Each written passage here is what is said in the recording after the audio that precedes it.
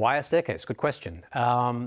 It really started back in the early 2000s. I just moved back to Australia with my wife, and we had moved into my brother's apartment in Surrey Hills, which is a very small, high-density living, small terrace houses.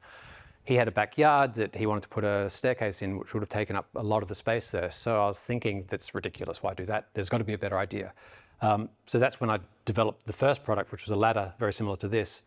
And it developed very quickly into what we see today. But basically, at that point in time, I didn't have the skills and abilities to actually fulfill the whole product to what it is now.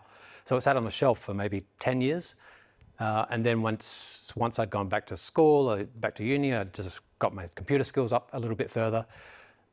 And I had a workshop and more tools and skill levels better. I brought it back off the shelf and redeveloped it and produced it and started to sell it to some clients just around here in Sydney.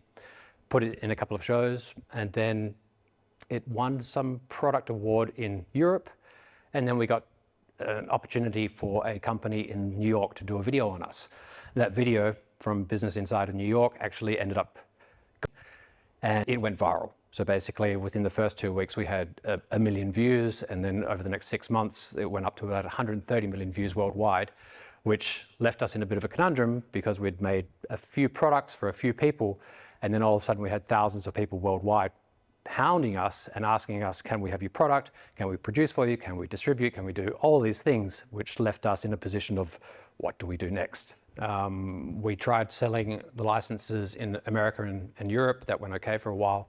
But we learned quickly that we would be the best people ourselves with the passion to produce the product in its best form possible for the client would be to bring it back home and produce here. So 2020, we were doing full production here.